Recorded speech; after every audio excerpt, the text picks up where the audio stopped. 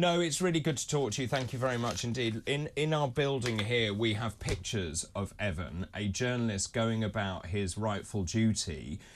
And I think for him, he appeared pretty emotionless, but at the same time, a devastating blow for him.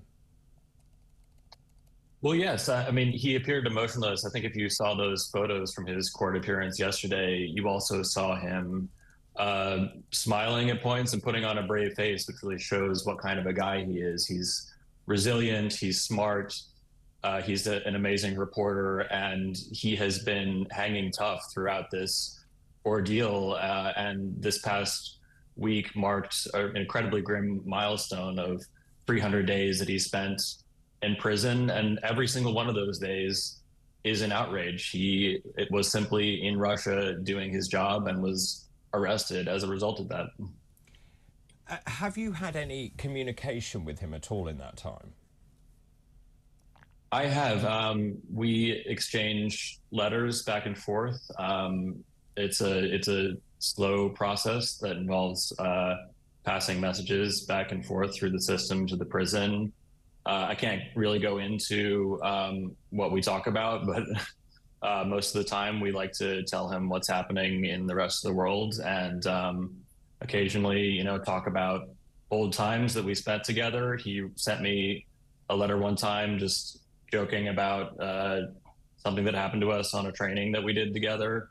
The point is that he has shown remarkable strength and resilience throughout this entire situation.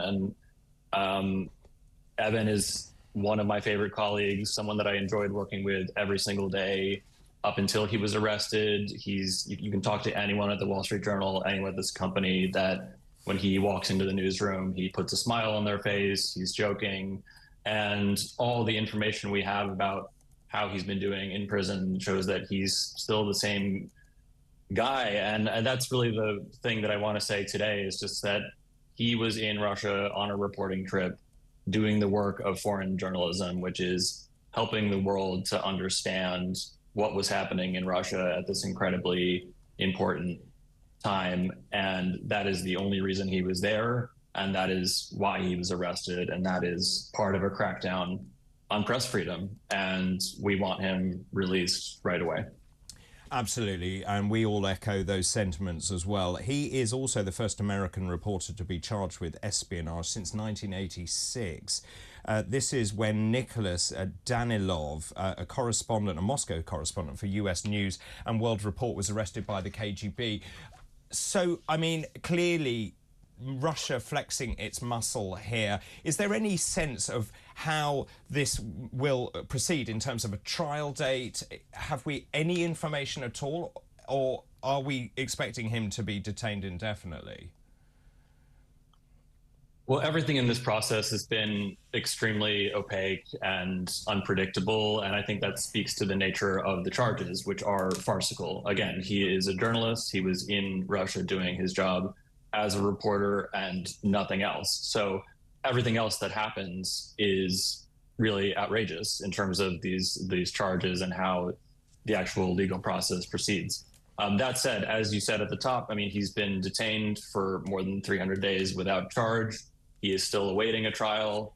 And we assume that the Russian government has detained him because they want to extract concessions from the United States.